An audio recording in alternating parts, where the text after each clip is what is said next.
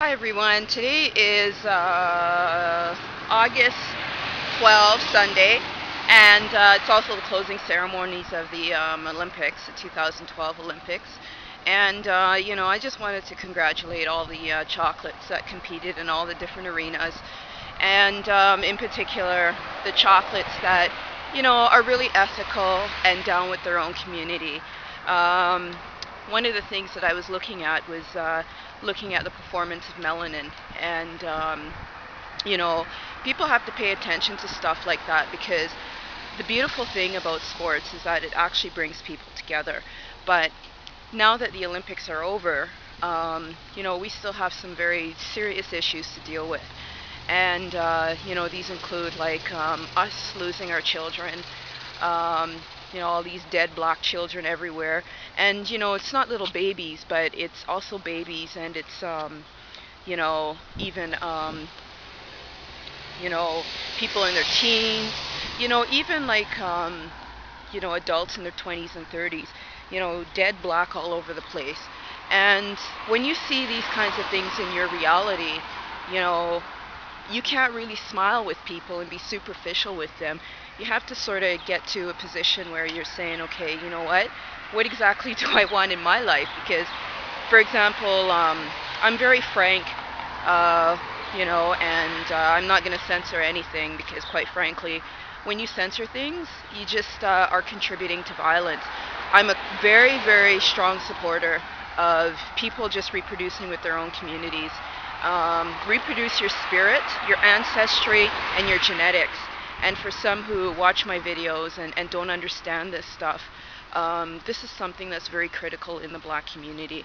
So, just look at for example, um, you know, I hate to say this, but numbers or incidences of broken black families, black relationships. Like, there's just so much colonization stuff that has impacted our community.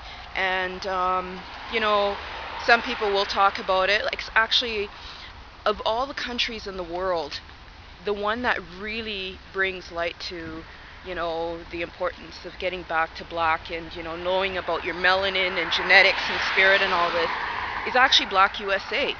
And my background of a diaspora of a couple communities, including Jamaica, Canada, all of West Africa, and Nubia, in the Jamaica community in particular, there's so much with respect to connecting to nature, but there's a lot of dislike for your blackness, and then there's a lot of need for access to the history that teaches us to love ourselves. So, you know, it's really interesting just to hear perspectives and whatnot, but, you know, what next? I mean, the Olympics are done for the next, until the next couple years or whatever.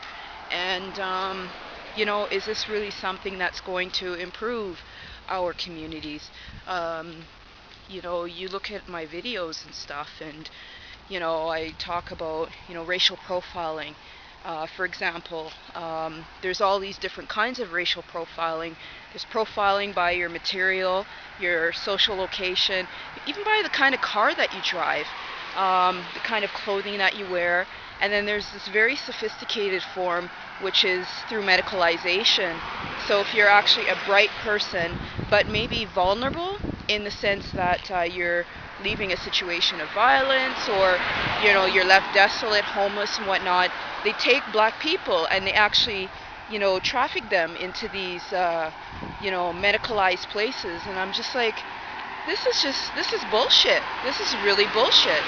So, you know we have to go beyond just sort of this focus on, okay, this is for the moment, but we're here in a human life. And black feminism actually teaches stuff like this to say, okay, this is how you filter all this like Caucasian bullshit.